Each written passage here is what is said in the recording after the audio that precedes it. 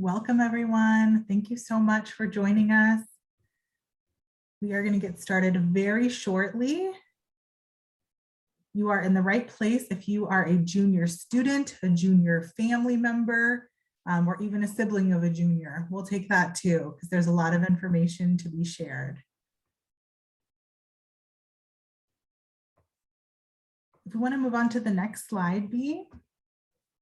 We're going to discuss the instructions for tonight's presentation. If any of you have attended our presentations in the past, you know that this is a webinar platform. That means that your cameras and your microphones are currently turned off. So there's nothing additional that you need to worry about this evening. You're just here to learn from us. If you see a link icon, that means that there is a linked resource for you that will be shared at the end of the presentation this evening. We might also share some links or helpful websites in the chat as we work through the presentation as well. Please use the Q&A function at the bottom of your screen to ask questions. There is no question that is too small to ask. We just kindly ask that you save them towards the end of the presentation if possible. I am sure that at some point tonight we're going to be covering most of the pressing questions that we have heard from junior families so far this semester. A quick reminder that this presentation is one of many that are available to you. If you want more specific information about a particular school or college or topic, we have a very, very robust YouTube channel with an archive of over 100 presentations. I'm sure that there is something there for everyone. This presentation as well is currently being recorded and it will be uploaded to our YouTube channel at the end of the week. Okay, let's do some brief introductions as we get started. We are the Futureology team. Futureology is a part of CUSD. We are an extra layer of support in addition to your high school guidance teams. We are all credentialed school counselors. We are all experienced college admissions readers, and we are a data-driven program. That means that what you tell us directly affects the type of information that we get to present to you. We have one-on-one counseling appointments. We have support services available in Spanish and in English. We support school-wide college and career initiatives and work within CUSD, and all of the events and presentations that we host are free of charge for families within our district. Our website has additional resource libraries, webinar lockers, and of course, links to our YouTube channel, which has the most variety of information for all of the presentations that we have done in the past and that we'll do in the future. My name is Kristen Jones Manning. I am a part of the Futureology team. We are joined by the entire team tonight. So I'll give everyone a moment to introduce themselves, including our new counselor who's joining us for the first time. Hi, everybody. I'll go first. My name is Monica Cabrera. I am one of the Futureology College and Career Counselors. I'm really excited to have you all join us this evening for our last grade level presentation for the year. Yeah. Hi, everybody. My name is Bea, and I'm another one of the CUSD College and Career Counselors. Really excited to be here with all of you, and really excited to introduce you to some very special guests a little bit later on in tonight's presentation as well. Good evening. My name is Erica Espejo. I'm the latest member to join the CUSD-Futureology team. Very excited to work with all of you very soon. Awesome. Thank you all so much. So let's look at our agenda for this evening. Like I said, we have a very packed presentation for you all. There is definitely a lot of room for us to discuss all things college and career related. The kind of theme, overarching theme for our presentation tonight is talking about building your success sandwich. And we're going to get really specific into that in a couple of slides. We're going to start off this evening talking about stages in college and career planning. And what stages you or your student might be in at this particular time. We're going to discuss A through G and admission basics. We're going to build your academic profile, talk about career and major exploration. We are going to touch briefly on testing overview options and any updates that we have. We're going to talk very much at the end, or very briefly, I should say, at the end, about building your college list or beginning your college search. And then we're going to talk a lot about the supports that our team has coming up into the spring, and we'll have additional time for Q&A then as well. So let's get into this concept of college and career planning and the stages of college and career planning. I want to start with a visual representation like we usually discuss with families that includes a roadmap towards college and career readiness. So this is a visual representation of what typically we would recommend for families as they start to plan towards their senior year. So when this says August through October, that's typically what we're talking about. August and October of junior year is what this represents.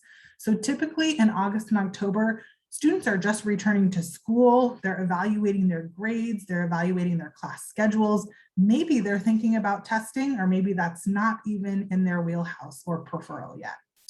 In October and November, we start to have some more large-scale district events that include our college fair, things that we put on as a team, and we speak with parents and high school counselors about post-high school goals. Into November and December, you can start considering some testing options, including practice exams. You are still, of course, as students working hard in your academic classes, you're exploring different extracurricular opportunities that can be on your school campus. Some of these things are being reintroduced to you, right, as students, now that you're back on campus potentially, and you haven't been for a while, maybe at your high school. So there's a lot to learn and a lot to explore if you are just kind of entering the high school world for the first time in a little while. Typically in December through February, what we call the winter season, we recommend that students start to learn about different career options, understand what types of college options even exist. They can continue to attend our events, and they're planning for either typically their AP or IB exams, which happen later in the spring, or they're thinking about maybe their SAT or their ACT. Into the springtime, so from February to March, that's when things pick up a little bit more typically for juniors. So we're talking about career exploration a lot more specifically. We're talking about major options, what things will fit the best with your particular student. We're taking career assessments. We're starting to match potential major options with things that you like. We're finalizing your academic profile. We're going to talk quite a bit about that this evening. And of course, asking for help from your college and career counseling team as needed. More information is going to be available about SAT and ACT testing requirements later into the spring semester. So we are going to touch on that later in this presentation, but for now, think about that as something that is really going to be focusing in the spring when we have all of the information from the colleges as they release those decisions. Into March and June, typically we expect that students will start connecting their career aspirations to potential college options that they might want to attend. They begin to build their college list, they understand how to access data, and they are using their resources to begin this process in a more active way. That's a brief overview of what this timeline looks like, but it is going to be different for everyone. So I just want to make sure that that is explicitly stated. This is what a typical roadmap looks like, or what we will help students put together. If you are not at any of these stages yet, that's why you're here tonight, to learn more about each step and each phase. Next slide, be perfect. So there are two real defined stages in planning when we talk about juniors. The first phase is really what we consider passive planning. So it includes attending events like this, listening to presentations, and starting to kind of formulate your own opinions and expectations about your college and your career prospects. That's an awesome place to be. And I think most juniors that we meet with over the course of the fall semester really fall into that category where they're planning, but it's in a more passive, hands-off approach. The second kind of stage in planning is what we call active planning. So it includes all of the things that you would do passively, plus the addition of a little bit more work on your individual part. So that includes researching careers, understanding major options, knowing more about your academic profile, and creating your own personal expectations as you start to build the list of colleges that you might apply to in your senior year. So moving forward step by step, I know that roadmap had several pit stops on it, right? Students really determine what stage in planning they are ready for. It is not the same timeline for everyone. So we really recommend using a sequential approach when you're talking about planning with your student or as a student Just because an activity or an event is described in a particular timeline doesn't mean that you skip over the suggested timelines or activities or requirements. The most successful students are beginning to be self-motivated. They're beginning to develop those self-advocacy skills throughout this process. So students and parents and counselors should all be working towards a place where students can be part of more of that active planning. They can attend appointments with their counselors on their own. They can book appointments on their own, which they do. They can start to research colleges or research career options. They're talking with their high school guidance teams about options that are available for them at their particular high school.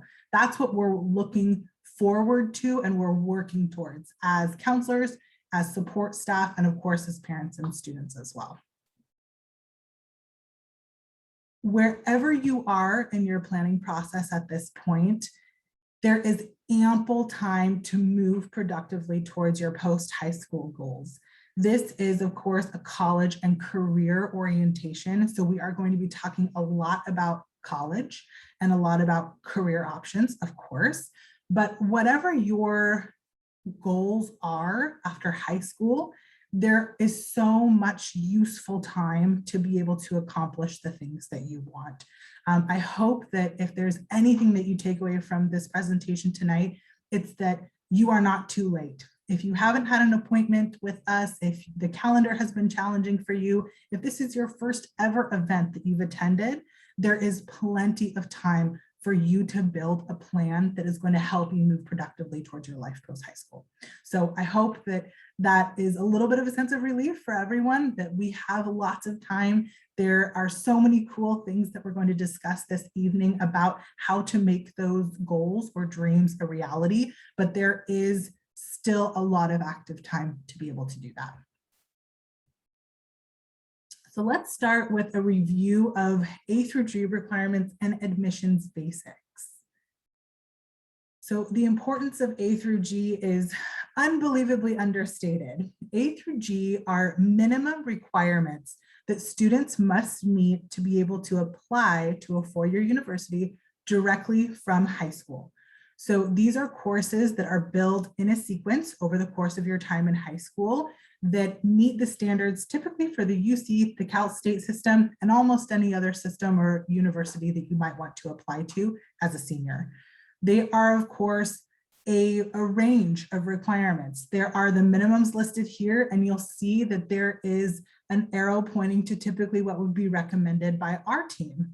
So the difference between the A through G minimums and going beyond the minimum tends to be the difference between what we know as meeting the eligibility, being eligible to do something, and then being selected to do something. And we're going to talk about that in just a second. Your A through G courses are typically, like I said, built into your course schedule. So they include your history and social science courses. They include your English classes, your math options, your lab sciences, both in bio and physical science, your language other than English, your visual and performing art course, and then always elective courses that you choose to take outside of those categories. A through G and understanding how you meet your A through G requirements will not only set you up for success for whatever option you choose after high school, but it will also aid in how you fill out your applications, how you know what your transcript looks like. It's a really, really important set of requirements to know. And that's why we talk about them probably in every single presentation that we do in regards to any type of eligibility or college and career readiness. So this is a visual representation and example of all of those course options. And then typically what we would recommend for students as they continue throughout their time in high school. So let's talk a little bit more about the differences between eligibility and selection. So being eligible or meeting those A through G course requirements is not a guarantee for admission at any particular college. So eligibility is typically the same across most college campuses. That's meeting those A through G courses, taking those courses and earning a C or better. Eligibility doesn't guarantee admission. So if you're meeting the minimum requirements, if you're meeting the minimum GPA expectations, that doesn't always translate to being selected for admission at any particular campus. So selection varies from campus to campus. Different campuses will have different GPA ranges, different averages, different things that they want for any particular student who's applying. They will typically be determined by a holistic admissions review, and we'll talk a little bit more about that. Holistic admissions review includes looking at the total package of the student and all different types of metrics in terms of their GPA and what is available to them at their high school. Selection typically happens when students exceed the minimum A through G requirements or exceed the minimum GPA requirements.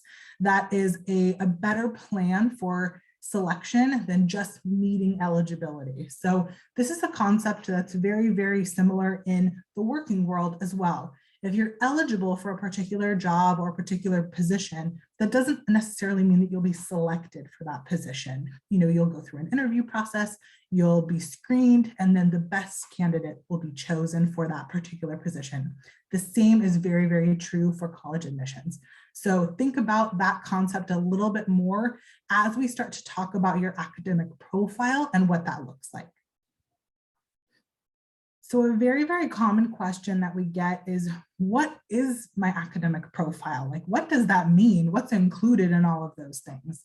The one thing that I think all families really understand typically as a foundation is that it includes your GPA. It includes the calculations of the courses and the grades that you've taken during your time in high school.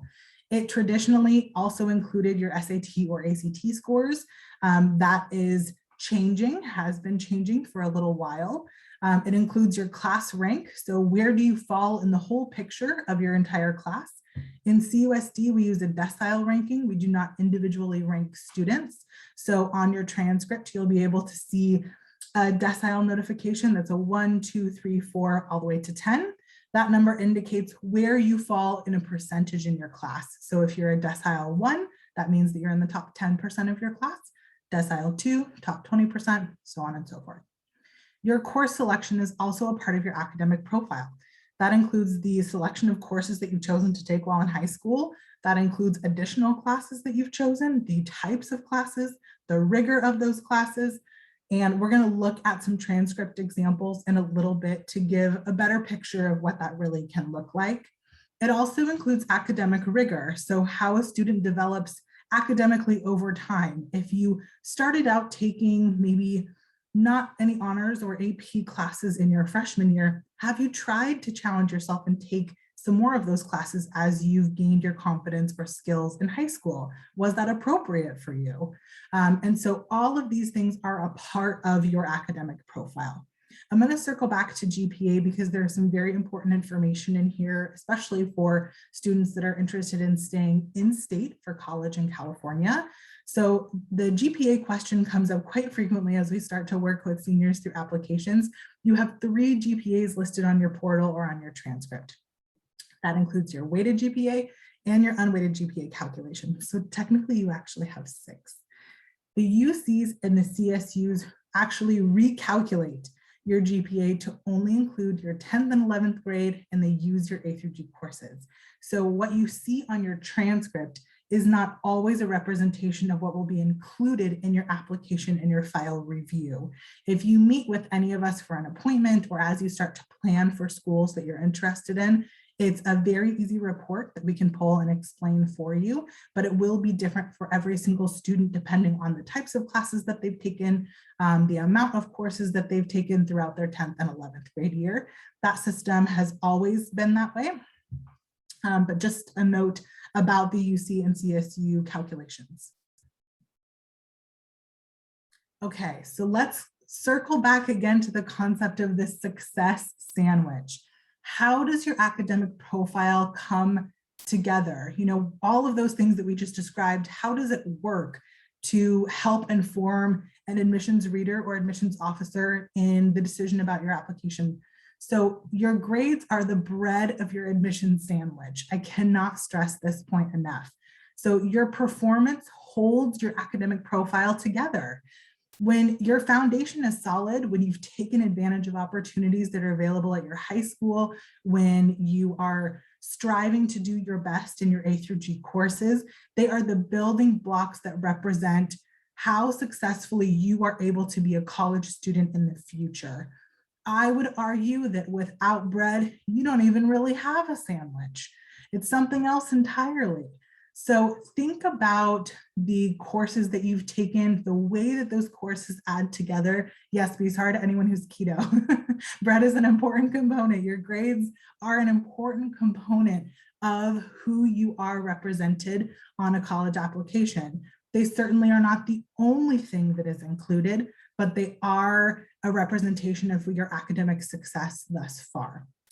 With that being said, we are in November, so we are at past the midterm point for first semester, but we are rounding out first semester and entering into second semester. Regardless of where your performance is at this point, there is still time to make changes. So if you feel like you've really struggled this semester or you need some additional support to do your best work, you have time before those grades are final and they're on your transcript. So this is really the time to evaluate what type of support is going to help me succeed, what things can I change to make my academics a priority, and then you're not going to go into your senior year with any regrets. Your extracurricular activities are your condiments. So they add flavor, they help your sandwich stick together. So think about those extracurriculars as additional extra delicious things that you can add to your profile.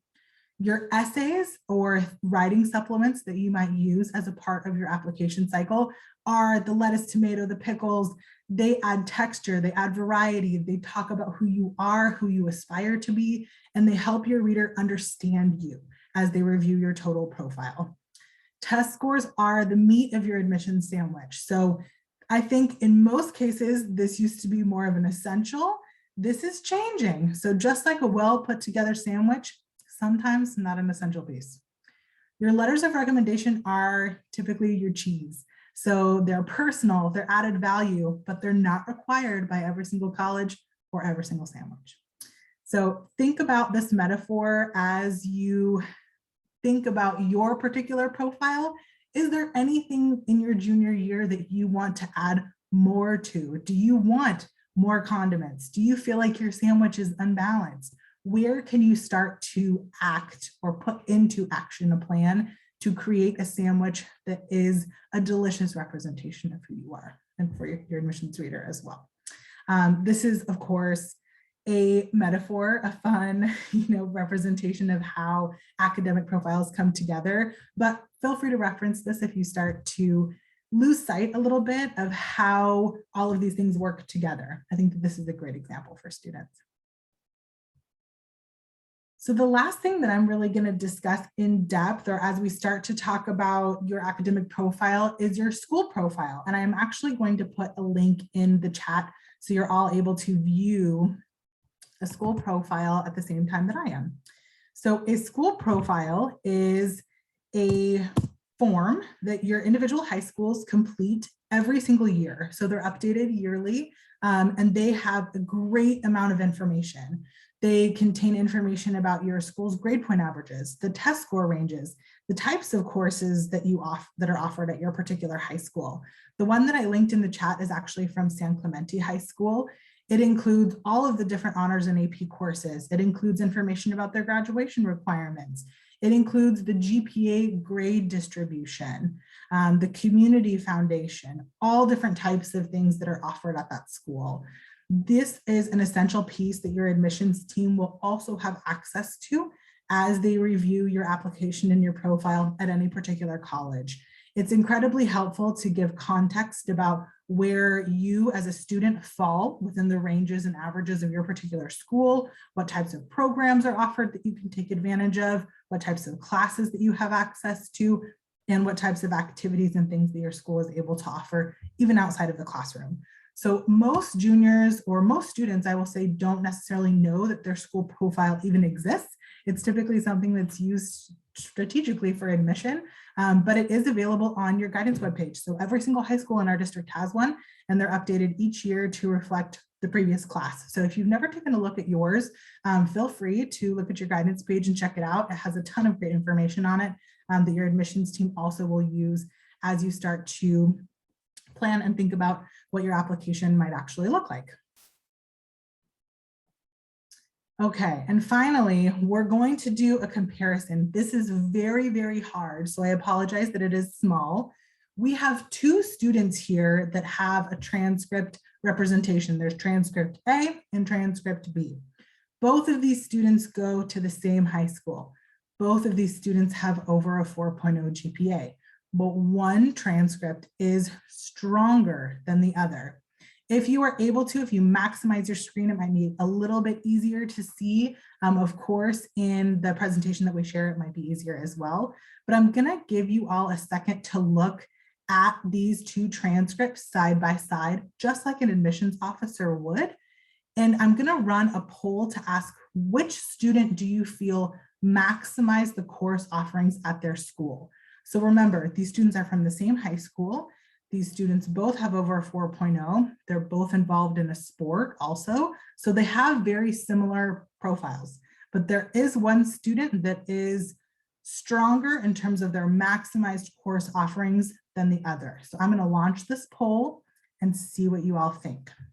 Which transcript do we think has more of a maximized option, transcript A or transcript B?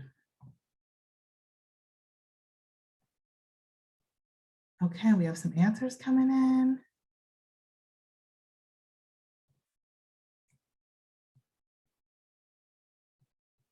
Wonderful. I'm going to close this poll in 3, 2, 1. Awesome. And we're going to share these out. You guys are right on the money. So transcript B is a more maximized course selection. And I'll give you some examples of why and what that looks like. Of course, you can see very easily that there are more courses on transcript B than on transcript A. I do not want you to walk away from this presentation thinking, I can't take a free period, Kristen. Like I've been working so hard. I've been, trying to get a part-time job. That's not what we're talking about. We are talking about who maximized the course offerings that they were able to take. So yes, transcript B took more courses, but they also took specific courses. They took their language pathway an additional year. They took their sport an additional year. They have done extra things as a part of their A through G requirements that transcript A did not do. This is the type of review when you really look at students' profiles for admission that a reader or an officer will have to make those choices as well. So as you start to think about what things you are still able to control in your junior year planning, the types of courses or what opportunities you can take advantage of is one of them.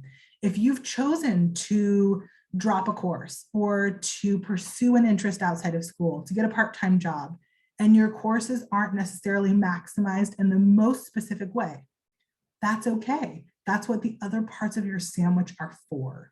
So I just wanted to give you all a visual representation. Thank you so much for participating in that little poll in terms of what it looks like from a reader view to see one transcript or one super qualified student next to another super qualified student. So how do we build your academic profile? Again, consider the construction of your total sandwich. As you work through junior year, of course, your grades and your A through G coursework are the foundation of that. You have 2 grading periods left to make it count. Use all of the resources in your wheelhouse to make it your personal best. If possible, maximize your course selection. Continue to take your core subjects like math, science, foreign language. Go beyond the minimum requirements. If there are any juniors on this webinar right now considering dropping math their senior year, please don't. Please continue in math. Math is really easy to forget. Those are the things that we want to reinforce as you plan for spring semester and for your future, are how do you continue to maximize the selection of the options that you have in front of you. And with that, I'm going to hand it off to my colleague B. She is going to discuss some amazing resources and how you can continue to build your academic profile outside of course selection. Thanks, B. Thank you, Kristen. I think we had some questions in the Q&A about finding individual school profiles. So if you could speak to that in the chat box, I think that would be helpful for some of our families because I know we have that somewhere. All right. Okay, everybody. How's everybody doing? We doing good? You're all doing awesome. That was a lot of information. Let's talk about more of this, okay? So we've talked about building your academic profile, right? What we can do in school academically to try to really highlight your abilities as best as you can. Does this mean that you should be taking 4 years of everything no matter what? No, obviously, if a particular subject is not, in your wheelhouse, you don't necessarily have to do that, but we definitely want you to know what you can do to enhance your academic profile if you wish to. So let's talk about some other ways that you can build your overall profile as a student. Okay, so let's talk about, first of all, looking back to that sandwich, extracurricular activities. Okay, what are some of the different ways that we can explore what it is that we're interested in? One thing that you can actually explore to demonstrate your love of learning and your desire to learn more about something, which is really important in college admissions, is by participating in open online courses, otherwise known as MOOCs, massive open online courses. These are free, university level, oftentimes, courses that anybody can participate in to learn more about a particular subject, okay? You don't get credit for this necessarily, and it's not something that goes on a transcript. This is something that you would do simply for the love of a particular thing. For example, I've had students take open online courses to learn programming languages, right? JavaScript, Python, whatever it is. They've taken advantage of something like this in order to just explore their passion outside of school. And no, this might not go on your high school transcript, but this is giving you valuable experience in your own personal exploration, and also an opportunity for you to have an experience that maybe you can speak to in a personal essay for college, right? In a short answer response on a college application, because it's just giving you more experience in the thing that you might be interested in. We link to a resource here for you. Coursera.org is an excellent open online course platform. Highly recommend that you look into it. There's literally a class for everything, and I recommend this for parents as well. It's super fun. Another way that you can explore your love of learning or your love of a particular interest or hobby or subject is YouTube.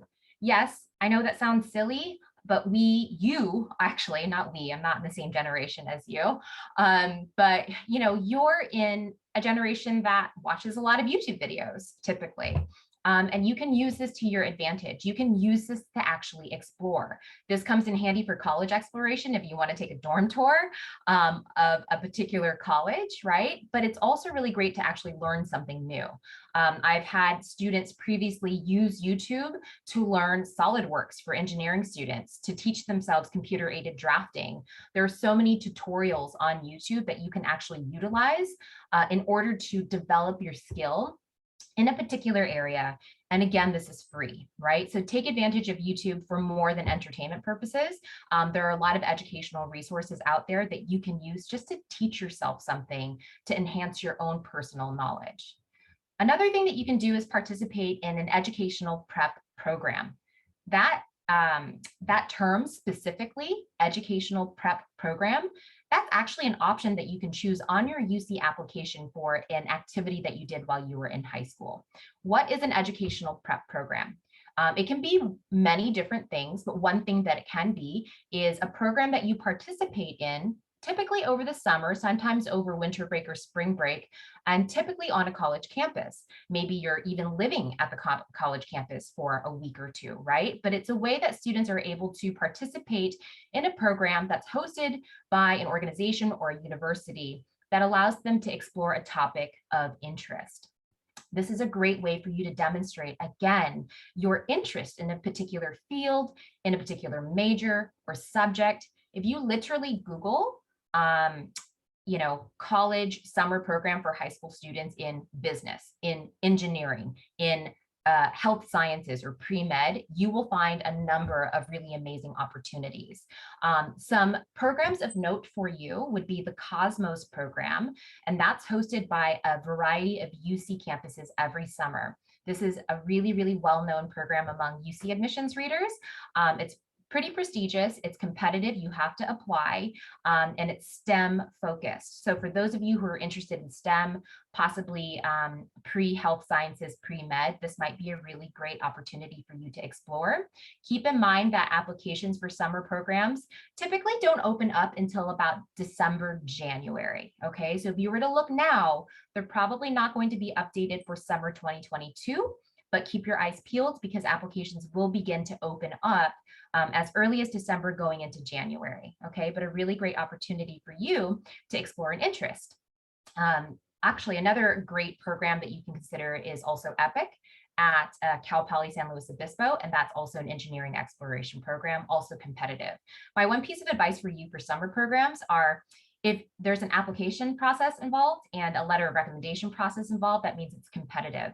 And those are even more valuable because you can indicate that you were selected, right, through a rigorous application process, which can really enhance your overall profile as a college applicant.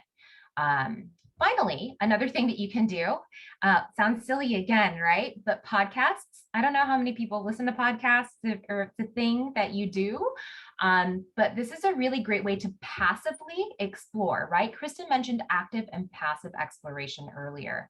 So this is a great way for you just to passively understand and explore a career more. You can search by topic, right? I listened to an excellent podcast from Dirtbag Diaries on something called smoke jumping, which is a very particular kind of firefighting. And it shed so much light on the occupation for me. And I share it now with students who want to become firefighters, right? So there's so much that you can learn passively to just explore if something that you're into is legitimately something you might want to pursue. So if you're interested in any of this, please talk to your guidance team, talk to our team if you want some more guidance, but these are just some ways that you can enhance your overall kind of extracurricular profile. And all of this to say that you don't have to do any of these things. These are just options for you to explore things if you have something that you're particularly interested in, right? But in no world do you have to do every single one of these things. So what's another way for you to explore your interest? Clubs. I'm sure people tell you this all the time, and they're a great idea. Again, if you're genuinely interested in the thing itself, right? We don't encourage you to join 5 million clubs. That's not going to help anybody. It doesn't look good just because you're involved in 5 different clubs and you show up to meetings, right? Where clubs and other activities begin to matter is when we're seeing a dedication to something over time. Maybe we're even seeing some leadership come out of these positions. Maybe that's in the form of being the club secretary or treasurer or gosh, I'm trying to think of all the different positions you can have outside of president and vice president, right? Leadership looks different and can come in different forms. But please only join clubs if it's something that you're genuinely passionate about, because if not, there's probably other things that you can spend your time on, like focusing on your grades, which are the bread of the admissions sandwich, right? We link here to the club and activities page for every single high school. So when you receive the slides for tonight's presentation, you can click on your high school and check out what's available. Reach out to those people if you're interested in joining. So let's talk about volunteering as well. Okay, again, we're talking about all the things that you can do to explore what you're interested in, right? Just to chase that thing a little bit more to see if it's something you might want to pursue, or just to do it for the love of doing it. So when you volunteer, you want to pick something that you really like to do. Don't waste your time at some rando thing, passing out water at a half marathon or doing a beach cleanup. If you think that that's going to make a difference for college admissions, right? If you genuinely want to help out, please do that. That's wonderful. But don't feel like you have to do every single little like random thing, because what counts for volunteering is something that is a little bit more long-term, right? Are you volunteering your time 1 hour a week to a senior living facility? Are you working at a food bank 1 hour a week? Or maybe it's just a few hours a month, right? But if you're doing it over time, over the course of multiple grade levels, that can really demonstrate your commitment to something. So remember that it is quality over quantity. You don't have to be a joiner. You don't have to join a million things for the sake of doing it. If you find something that you really like to do, go for it. And if there's not something that you're particularly passionate about, don't feel the pressure to go pick a random thing to volunteer for, because admissions is not about any particular thing. It's just kind of the big package, right? The big picture. But please be true to yourself, because there really is no magic formula. You just have to do what you want to do. And if it comes down to you just focusing on school to get the best grades that you can, that's totally okay as well. All right. So just no pressure is kind of the motto of the evening. We're just trying to give you as many resources as we can so that you have some tools in your pocket to use if you want to. These are 3 really great volunteering resources that you can look to if you want to look at some extra volunteering opportunities in your community.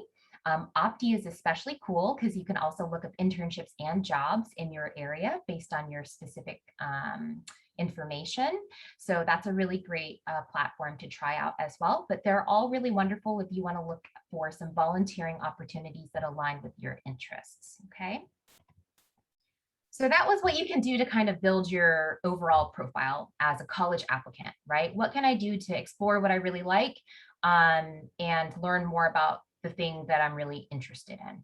So let's talk a little bit more about career major exploration and what that can look like for you this year if you haven't really started that yet. So career exploration is a lifelong process. You don't really ever stop doing it. And it's really important for you to have the tools and to know how to do it now. Will you figure out your life's path and your complete, picture of your future by the end of this year? No, you're probably not going to, right? That's not realistic. But what we want is for you to understand how to explore so that you can take that knowledge into next year and beyond, because you will continue to explore careers going into college. Our motto is that you start with yourself and that you start with an understanding of you and how you operate in this world. By understanding your personality, what makes you click, what you're good at, what you value, you will better be able to decide on career pathways that align with everything that you stand for. That's very basic career development, very basic in career counseling. That's a basic principle. It's based off of John Holland's, well, one of the theories is John Holland's vocational choice theory, right? And we use this a lot in career counseling because it is really, really valuable for students and for adults alike. So know yourself first and foremost. That should have been happening 9th, 10th, going into 11th grade, right?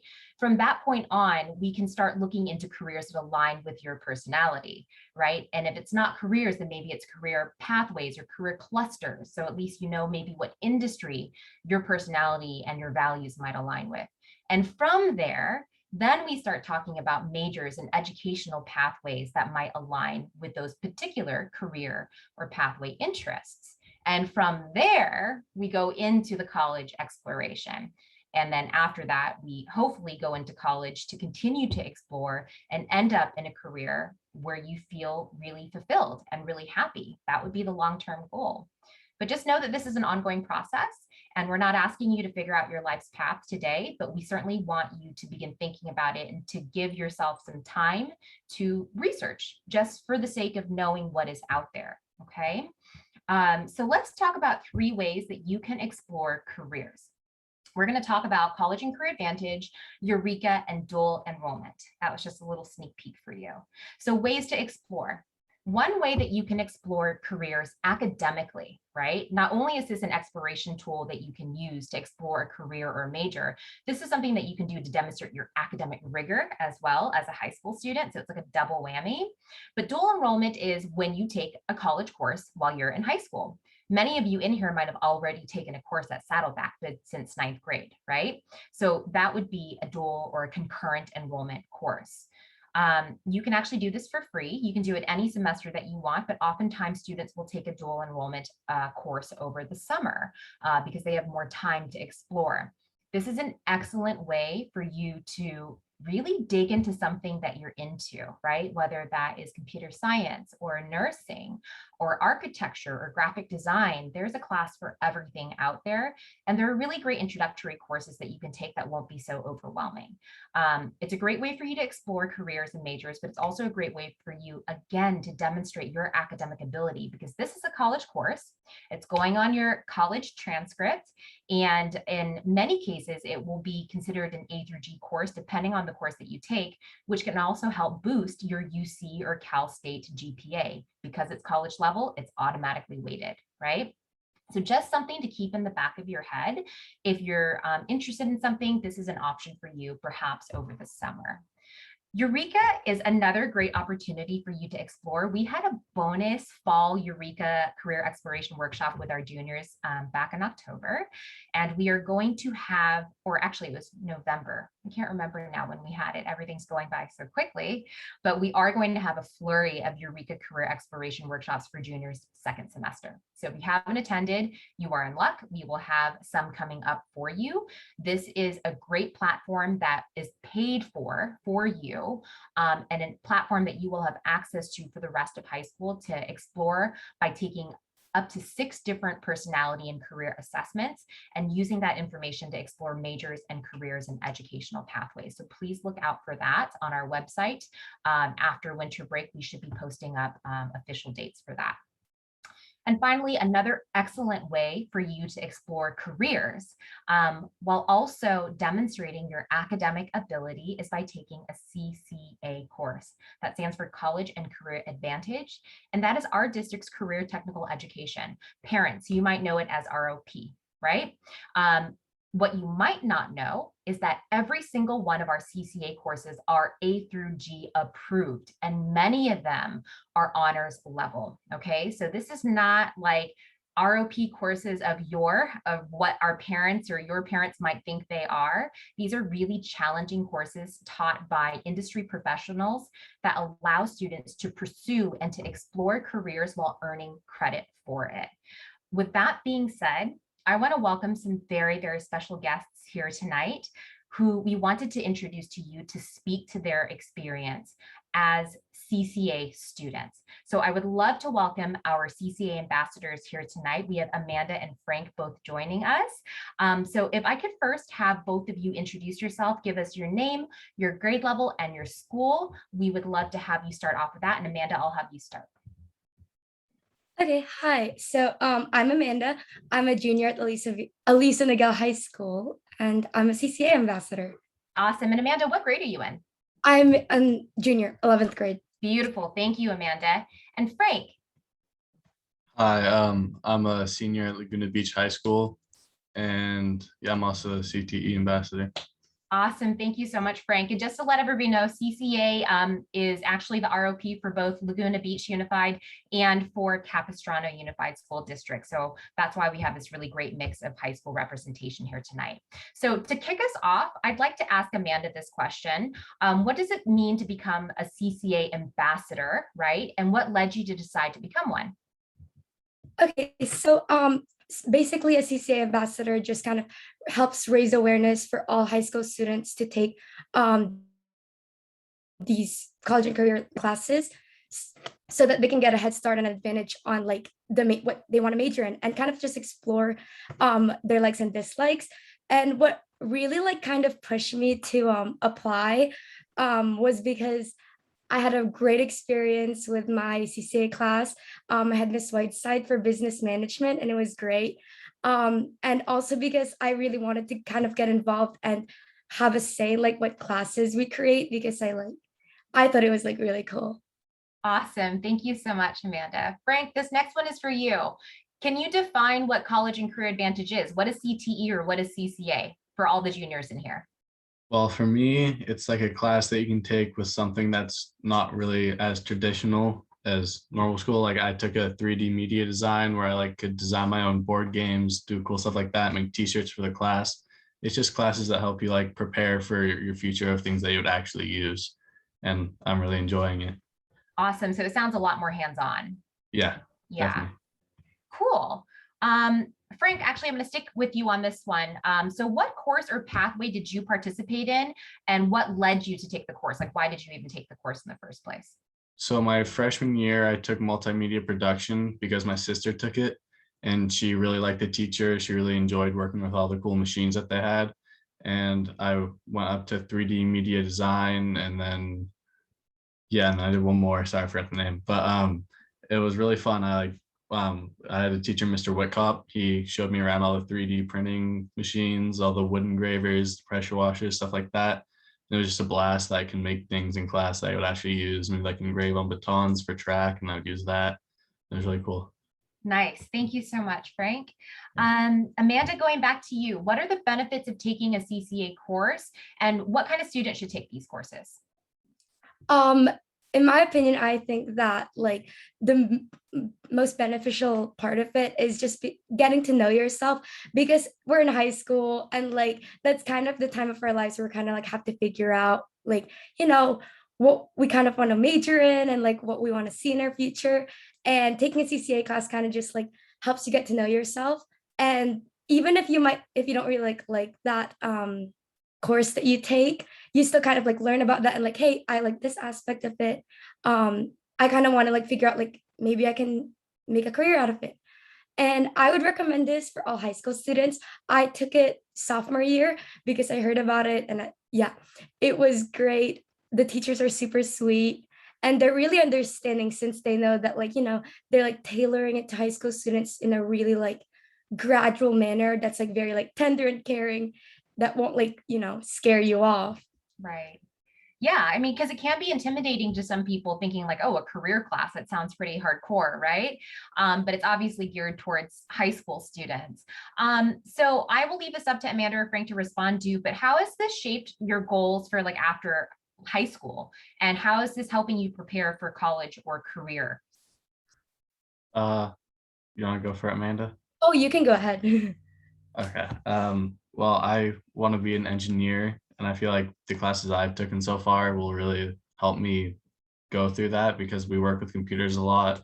We went through like constructing houses, go through like we would print little pieces to puzzles that would make the wheels spin and stuff like that.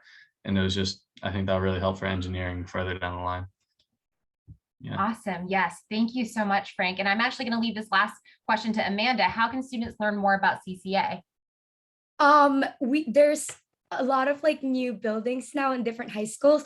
Miss Bay is in our Elisa Nagel High School location, and all of our other futurology like counselors, they're in different high schools. And Capo Valley High School actually just had a grand opening that we attended on Tuesday. So you guys should check that out. You guys have like a cool new robot that you guys can like set up, and it's awesome. Yeah, so don't be afraid to just come into those like buildings. It's really helpful just for you to like, check it out. Awesome. Thank you so much, Amanda. And thank you so much, Frank, for your time this evening. I think it was really important for students to hear from other students about their experience in CCA, and you two are just perfect ambassadors of College and Career Advantage. So thank you so much for your time tonight. We really appreciate you. And good luck to you too, Frank, because you are graduating, my friend. Congrats. Yes, thank you. All right. Thank you, Amanda. I hope to see you at Aliso soon.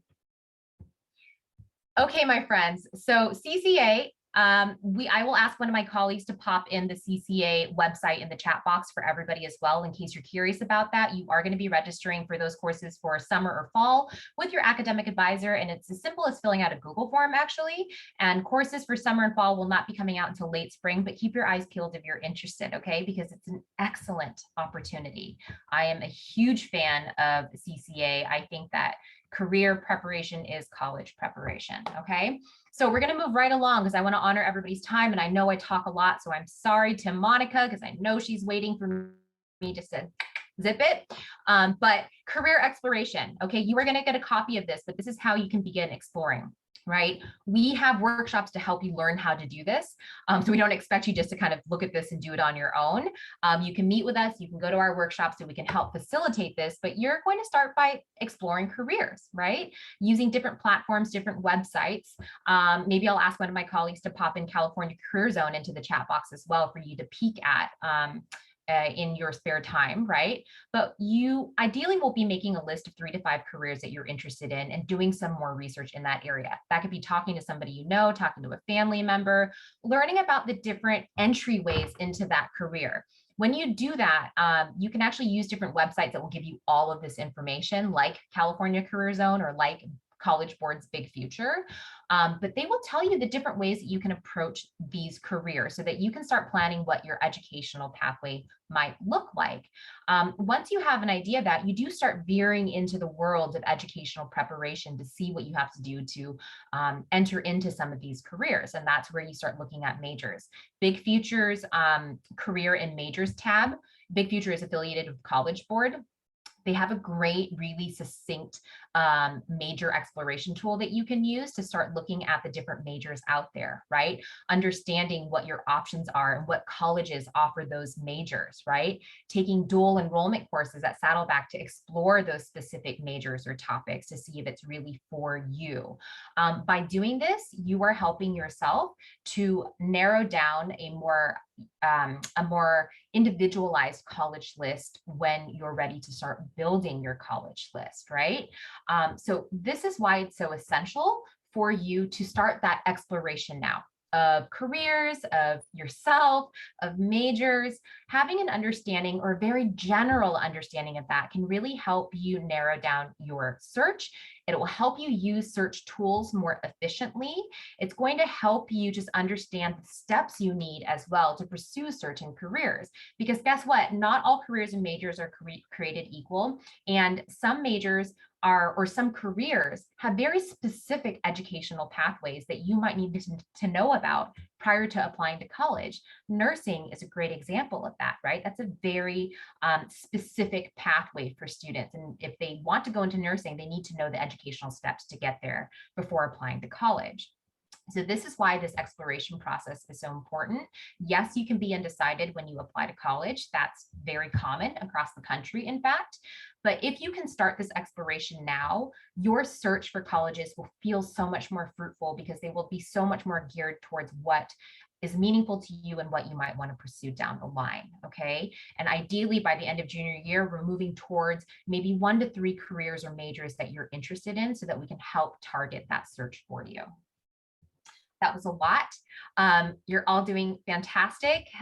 Let's talk about testing because I'm sure that's on everybody's mind right now as juniors, kind of going, what am I going to do? This is when I should be thinking about testing. So what's new in the world of testing? Well, as you know, or might not know, the landscape of testing has changed a lot since the beginning of the pandemic, right? As a result of COVID, lots of schools, most schools, universities actually went in the direction of test optional or test blind. We'll talk about that, what that means in a second.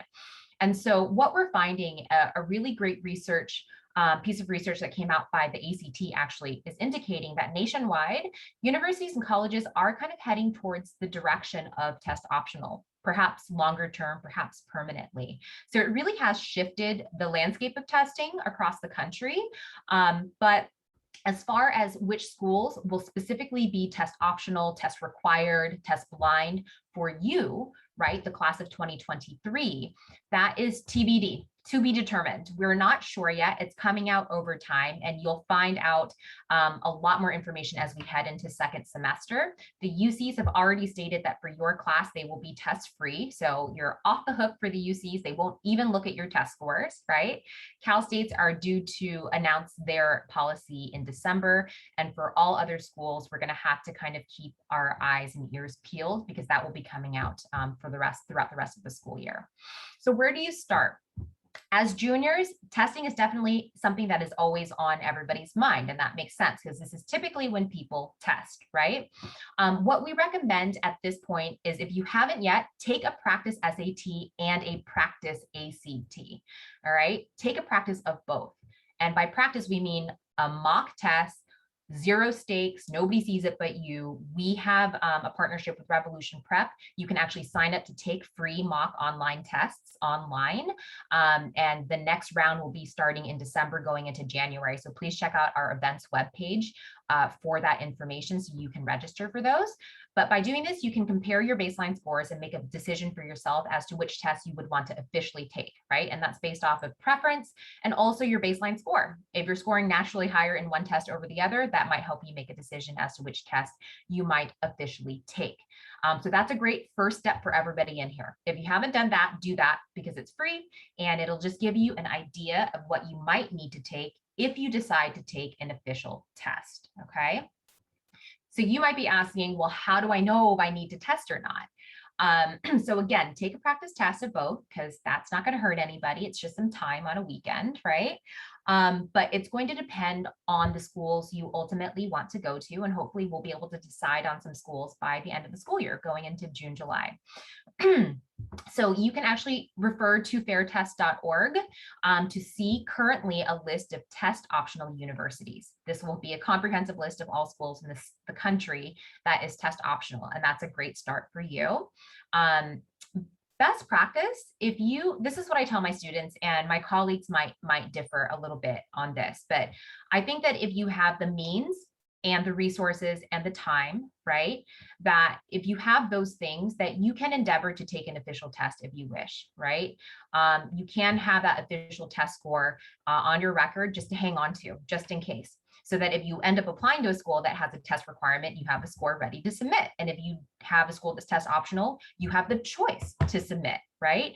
But if you have the means and the resources and the time, you can decide to take an official test without even knowing what schools you're going to apply to. And that's going to depend on the individual. My one piece of recommendation is if you're in a bunch of AP classes right now, late spring is probably not going to be a great time to take an official test. So I would roll that timeline out, because you need to be focusing on AP exams in May and then also finals subsequently, right? So that's probably not the best timeline. You could even push your timeline to perhaps July or August. If you really want to wait it out, that's perfectly acceptable as well. So quickly, test optional versus test blind. Test optional is giving students the option to submit a test score if they think it reflects their ability as a student. So if a school is test optional, they're giving you the choice to submit a test score. You don't have to, and they will not penalize you for not submitting a score. Okay, so if you see test optional, you truly have that option. If you see test blind or test free, that means the school will not look at your test score, even if you walk it to the admissions office and hand it to an admissions officer. They will not use it for evaluation purposes. The UCs are an example of test blind / test free. So even if you sent it to the school, that will not show up on their end when they're evaluating you for admissions. Okay. So if test scores aren't really a factor, then what are colleges looking at? They're looking at everything else. Test factors are one of the many different factors that schools are looking at when they're evaluating a student. Does this mean that one thing gets more weight now that testing is gone? No, it just means that they're looking at everything else, right? They have so many other factors to go off of, and that's what they're going to do. They're going to look at the rest of your profile to make the best judgment that they can for admissions for your particular application, okay? So let's take this step by step. If you want an action item now, go ahead and take a practice SAT and ACT, have those scores in your pocket. And if you want to talk about next steps, you can always talk to our team or email our team, and we can help guide you the rest of the way. But that's a good first step for all of you right now as juniors. And if you took the PSAT, yes, that counts as a practice, then you just sign up for a mock ACT with our partnership with Revolution Prep, and that works as well. With that being said, I'm going to pass you along to my colleague Monica to take us home and to dig into some college search conversation. Thank you, B. So y'all are doing great. We're almost towards the very end. So everything that we've been talking about with that timeline, with building your profile, looking at your interests, looking at the classes you may be potentially taking for next year, all of that leads to now beginning your college search. So this is a very involved process. We want you to be actively involved in this process, right? We don't want passive action. We want you to be actively participating in this process. So that begins with defining your wish list. We want you to build what criteria you would want a college to have to be a good match for you, to be a good fit for you. So that involves 3 fit factors. That's going to involve your academic fit, social fit, and financial fit. So we, in academic fit, the typical one that most students will have is, do they have my major, right? For some students, it might involve, do they have my minor? I met with a student who wants to minor in pre-law, and that was one of their criteria, that they wanted the schools to have this minor, and not all schools, as we mentioned, are the same. So we really spent some time looking for schools that had that specific minor. So in social fit, the common one that we see is location, right? So a lot of students want to stay in California. We're in California. It's a great place to be in school, but some students are very specific. I had a student meet with me. They want to go to school where they can go skiing, where there's mountains, they can go hiking before class. So we looked at schools in Colorado. We looked at schools in Utah. So that's also something that can come in social fit. And then financial fit is mainly going to involve, is this a school that has a lot of financial aid available? Or is there scholarship opportunities? Or is it close to home? So the cost of living is a little bit lower. So that's going to come into play in financial fit. We want you to start building your wish list so that it is, as B used that word, fruitful for you, and you can find schools that are going to be a good fit for you. But moving on, that's going to be one step in this process, is building that wish list. So we can move on. The other step that you will have to take that I think a lot of students struggle with, and one reason is because you're not experts, right? You are not expected to know all of this information in regards to college admission statistics. Like, all of those change every year. So what might have been true for someone else in your family who applied to school 2 years ago, or even last year, that information is going to change every year. So we want you to be mindful of that. And if you need help with finding this data, don't use Google. Use reliable information that you can find. We pointed out on the slide that you can find that information on our resource library. We have an entire folder dedicated to admission stats and data. So please use that rather than using Google. So you need to understand how selective these colleges are to help you categorize and determine which schools you are going to be considering. We don't want you to go in adding schools. Right now, you can you can take the pick of all the schools that you may be interested in that meet some of your wish list. But at some point, you want to categorize your list. We don't want you to minimize your options. We want you to include options from a variety of types of schools, so whether they're reach schools, target schools, or safety schools. So, but you need to use numerical quantifiers. You need to use what is the GPA range of the students that have been admitted to that campus? What are the test scores sometimes, right? Depending on the schools, what are the test scores of students who have been admitted to that school? What is the overall acceptance rate? So that's something that's really going to be key in helping you determine whether schools are reach school, a target school, or a safety school. And we want you to be able to categorize that. So, because I'm going to talk a little bit later about why that's important, but basically so that you can build a balanced college list. So reach schools, I'm going to go over this really quickly. And if you attend our college list jumpstart, we'll go more into detail about this whole portion. But reach schools are schools with an acceptance rate that accept less than 30 to 35% of applicants. They're highly selective schools. So those are going to be the reach schools. Target schools are going to be, comprised of the bulk of your college list. These are going to be a little bit less selective. They accept between 35 to 70%. And then finally, safety schools are schools that accept up to 80% of applicants or more.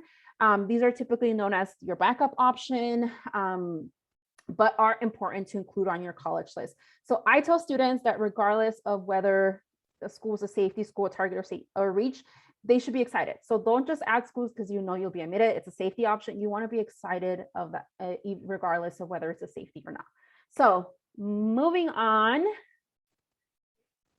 So this process is going to take some time. I tell students that I've been meeting with a few juniors this semester, and I tell them this is something that you're probably going to be working on for the rest of the year, and possibly it bleeding into your summer, and possibly into early in your senior year, right? So this process is going to take time. We encourage you to start making that preliminary list of 20 to 35 colleges and then to begin narrowing down that list based on those things that we just talked about, your wish list, the categorizing those schools, whether they're reach, target, and safety. So start narrowing down that list in the spring.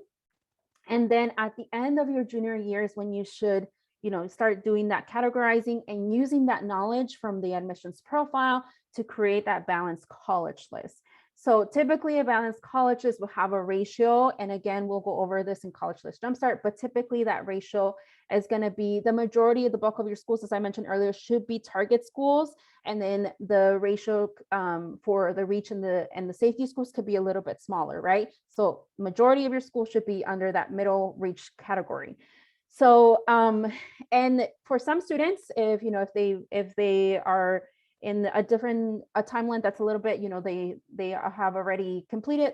Some students are they already completed their college list, or they have a sort of finalized list by the end of the spring semester, or by the end of their junior year. Some students may even start that process of working on their applications, looking at essays. So that'll depend, right? There's no right timeline for students, but some students will be able to start applying, or completing their applications or starting their applications in the summer. So moving on. So just to kind of summarize and give you a quick snapshot of how this list comes together.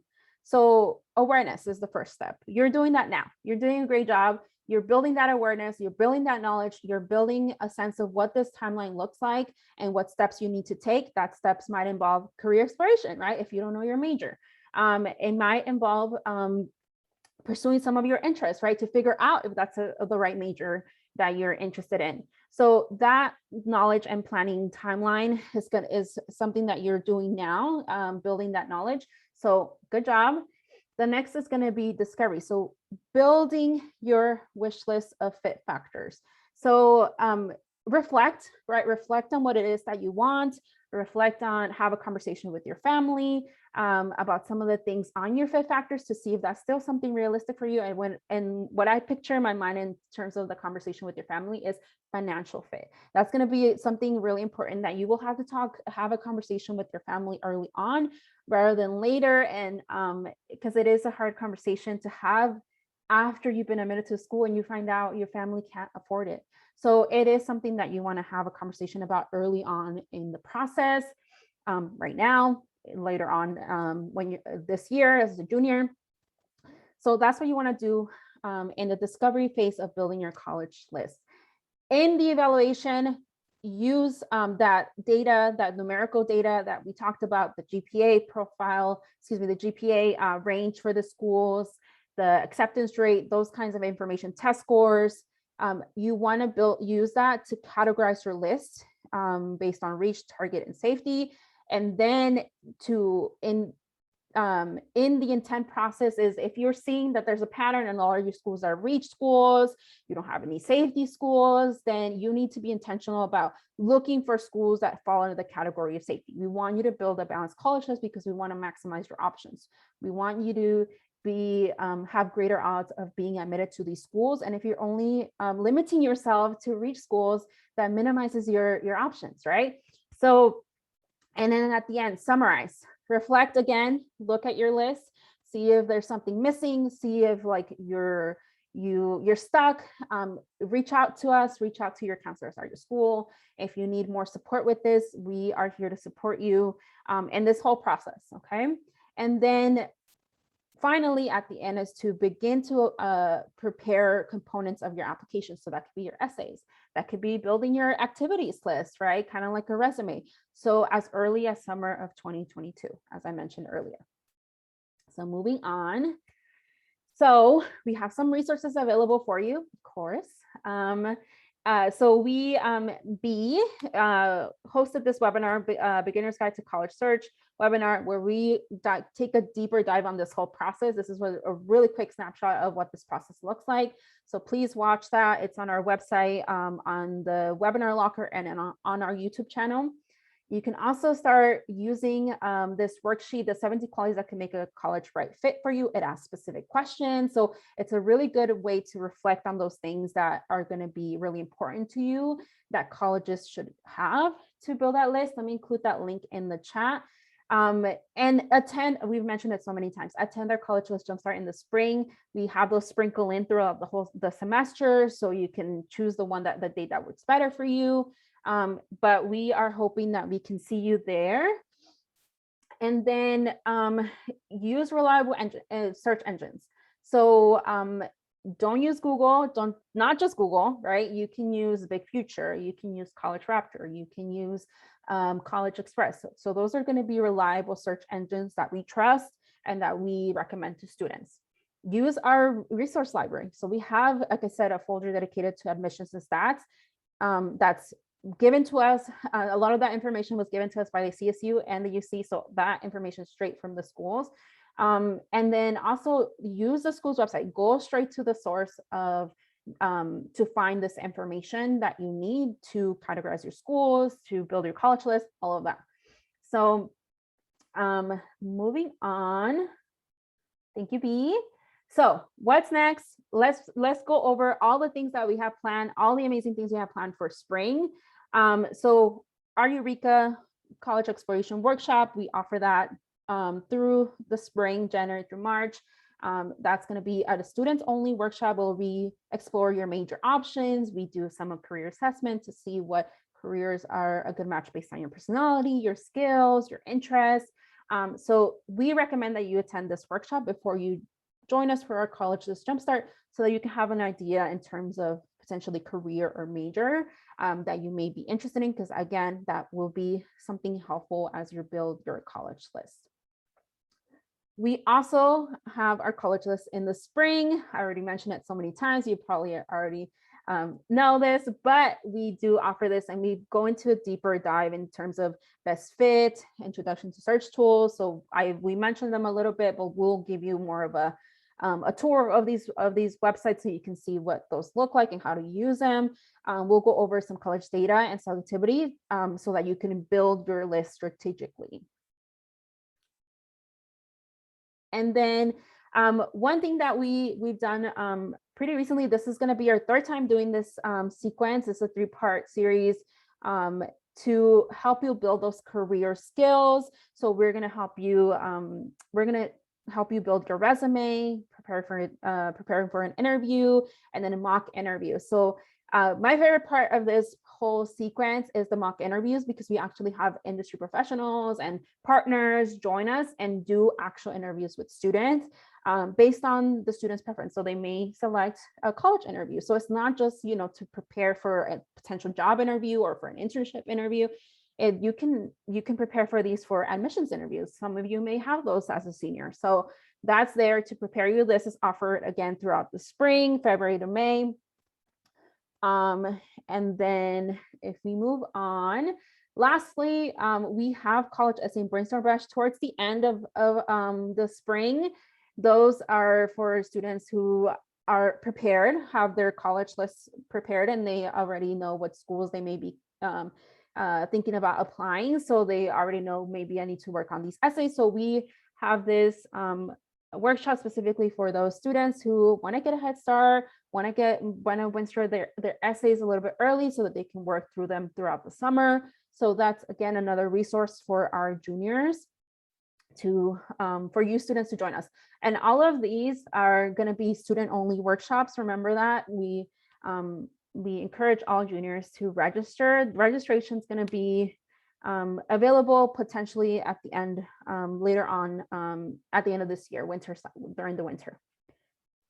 And of course, we can't leave without going over again that we offer one-on-one appointments. Our appointment system is going to open up for all grade levels of high school in the spring.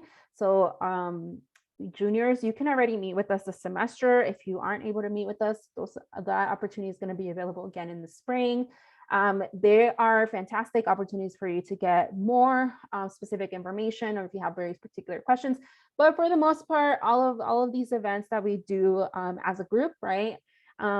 We believe that those are going to be very, very helpful, and they're probably answering a lot of the questions that you may have. So please attend those as well. Watch those again as they're being posted on our website. If you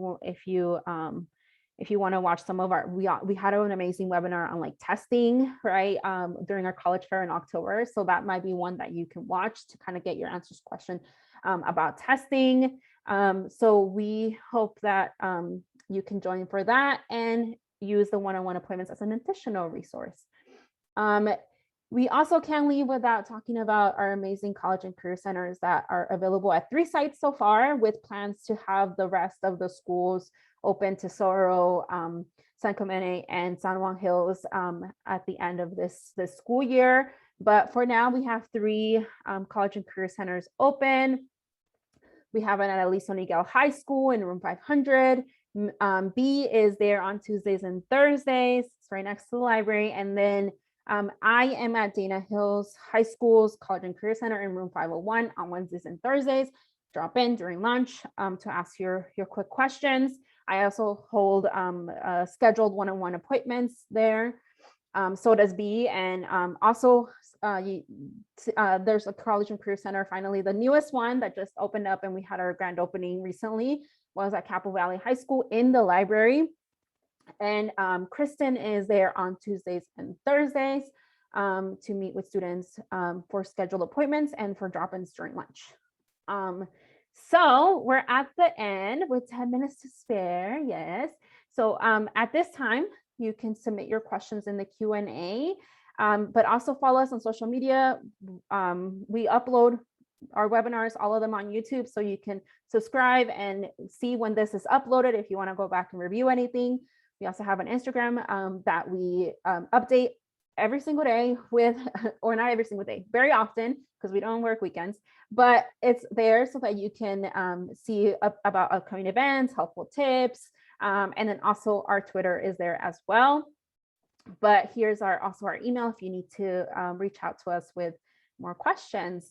And then, yeah, one last thing is I will ask you as you're submitting your questions to complete our post survey so that you can let us know how we can improve future events. We really take that feedback into account as we're building better and better content for all of you, and more helpful resources is going to be really amazing for us to work on.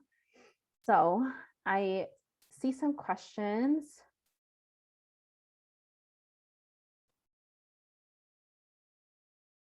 Okay. All right. Hi, Monica. Okay, so we have so many good questions. Some of you were wanting a little bit more information as Monica was discussing college search engines. B is feverishly getting those ready for you in the chat. So if you'd like more information about some of the resources that Monica mentioned in regards to college search tools, those are actively being put in the chat now.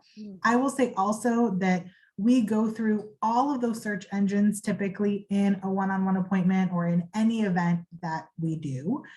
So if you are curious about building a college list, Jumpstart is an awesome place to start, or even in a one-on-one appointment. I'll reiterate what all of my colleagues have said this evening, and specifically what Monica just discussed. We know that the calendar is challenging and that one-on-one appointments are the most viable thing that our program offers. I think we are all very confident that participating in any of the group events sometimes can even offer more information than we can cover in a 45-minute appointment. So College List Jumpstart, for example, is a 2-hour workshop. What we're able to cover in that workshop is much more comprehensive than what we're able to work with students to do in that amount of time than what we could do even in a one-on-one. So one-on-ones are not the only option for your college and career planning, I promise. We diversify that way on purpose to make sure that we're able to service and see as many students as possible. Yes, there are some questions about where you access school profiles. School profiles are on all of your individual high school pages. So the individual website for your particular high school, I think B is so nicely linking all of them as well. Almost always they will be on your guidance page. Sometimes they are on your actual administration homepage about the individual school, but they are updated each year. So you'll get a new one that's representative of the current senior class and where they went, and of the grade distribution for your class as juniors at the beginning of September when you come back for your senior year. And then we have a question about if we have a webinar specifically about UC admissions. We do. Monica, you want to talk about that one? Yeah, so we did a whole showcase on the UCs and the Cal States during the college fair that you can check out. It's on our website, on the webinar locker, and our YouTube channel. We also, I'm not sure if this is pretty relevant to you just yet. We did a presentation on a webinar on the whole UC application. That might not be so relevant. I might be missing one. Kristen, am I missing any? No, those are, I think, the most relevant for students. The UC admissions in particular are very, very transparent.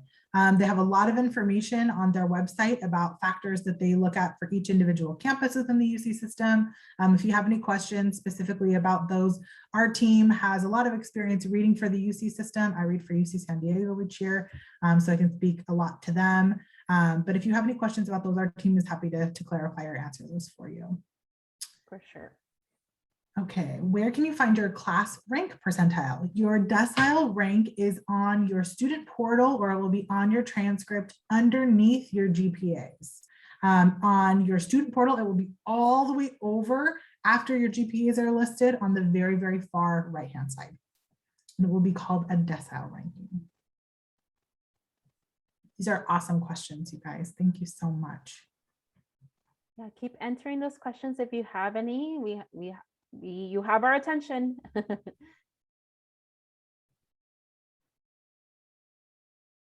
I'm like furiously looking for some other school profiles, everybody. Sometimes they're a little bit challenging to find, like between one school to another, but they're almost always on the homepage or the guidance page. Yeah. Any other questions, friends? No, not too many. Oh, so somebody asked, oh, okay, never mind. Oh, how important is decile rank? Great question, Kim. It is one of several factors that admissions will use. I know that sometimes a lot of our descriptions about how important is XYZ are not maybe as specific as families want. And that's because it will depend widely on individual schools. So even within schools in the same system, for the UC system or Cal State system, for example, some campuses will weight that decile rank higher or more competitively than others. So it will depend a lot on individual schools. That's why straightforward answers in admissions is a little bit challenging. There are a lot of different factors that will be reviewed as a part of any student's file or profile for admission. I'm looking, Catherine. Thank you, Lee. Okay, great question. When a student applies as undetermined or undeclared, how is the selection made, for example, for a UC school?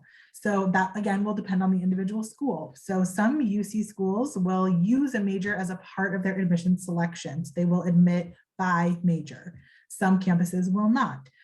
The school I read for example, UCSD, does not admit by major. So what selection the student chooses is not something that is reviewed as a part of their total application. Monica, I don't know if you want to speak to your experience about that process too. Yeah, so when applications are being reviewed, major is one part, as Kristen has already mentioned, with some of the other things that we're being asked it's one component of reviewing the applications. There are also things like your classes are going to be reviewed, the number of AP classes you've taken. So that's just one part of being of the review process. For schools that are specific, like for example, I read for UCI. That doesn't come into play in the process that I've been involved in, but it is a process that it is something that that UCI specifically does look at, yeah, what major you're applying to.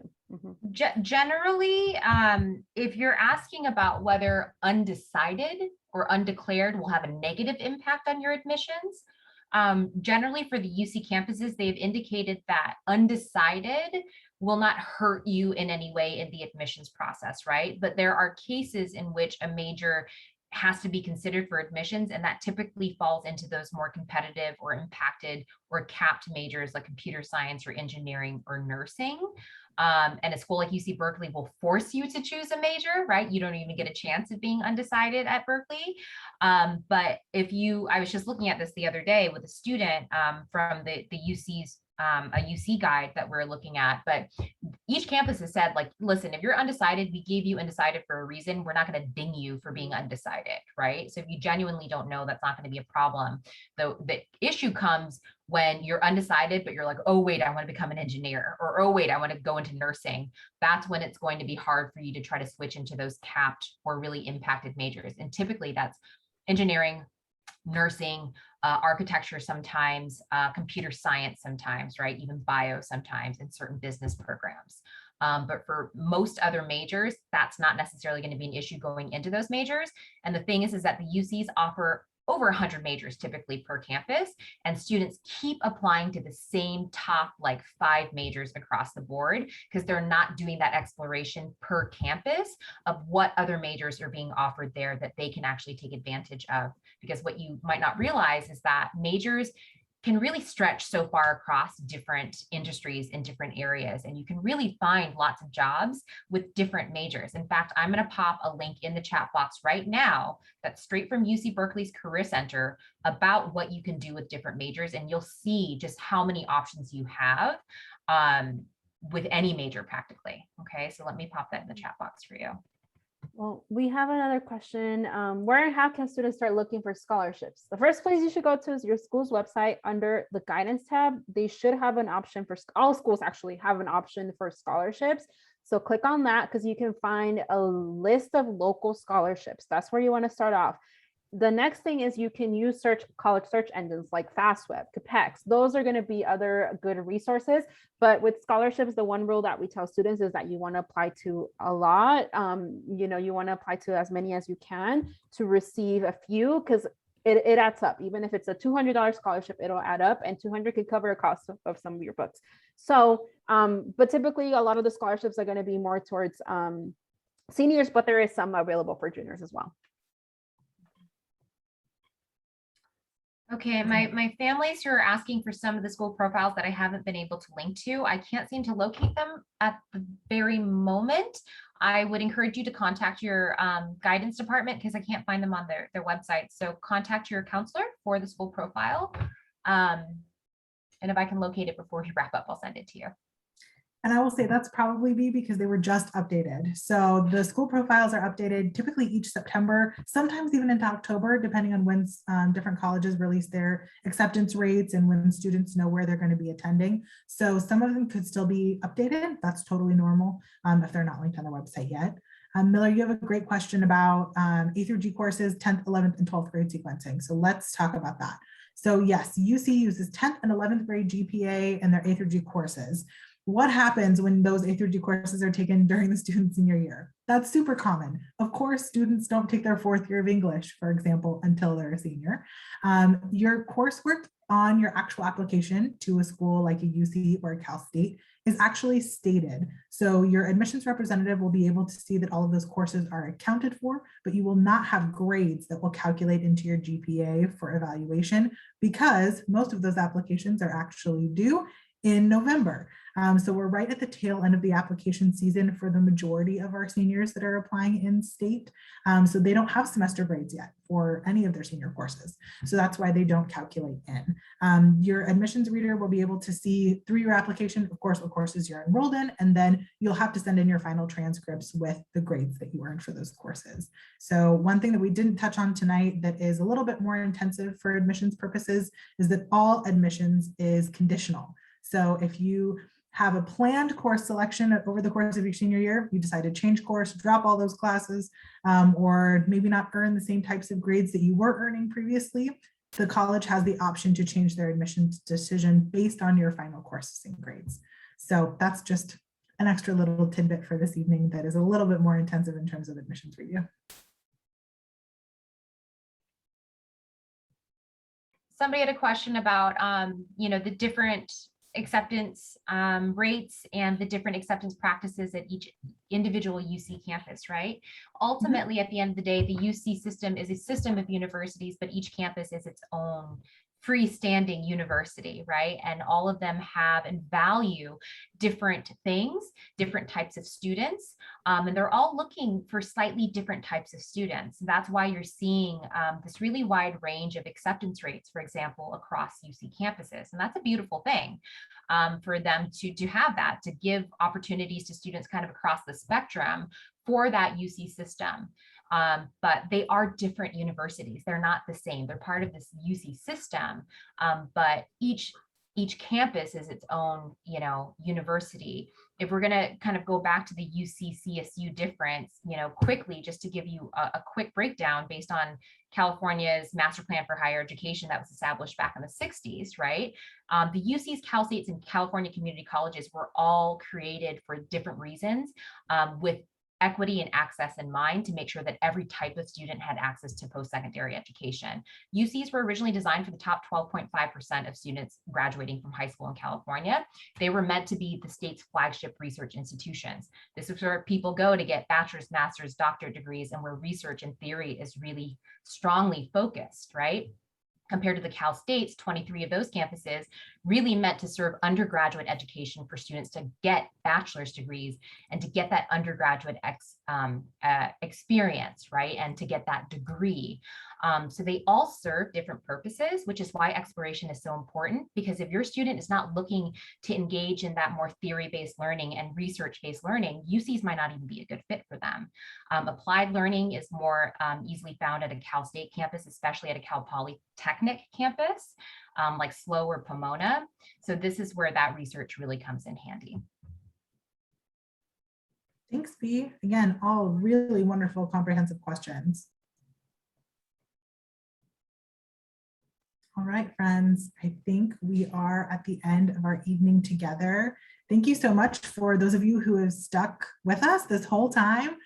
We know that this was a lot of information to present, covering a really wide variety of topics for all junior students, regardless of their college or career aspirations or plans. There will be a follow-up email that is sent out to you later this week that has, of course, the link to these presentation slides and the recording for all families who registered. So if there is a resource or a link or something that you are really looking forward to, I promise it is coming later this week as soon as we are able to upload this recording to our YouTube channel. I see that so many of you already followed us on Instagram and Twitter. Thank you, thank you. That engagement matters so much. And I promise we will be posting regularly about our upcoming events and what we have planned for the spring semester. Enjoy your holiday break next week, and we'll see you at an event soon.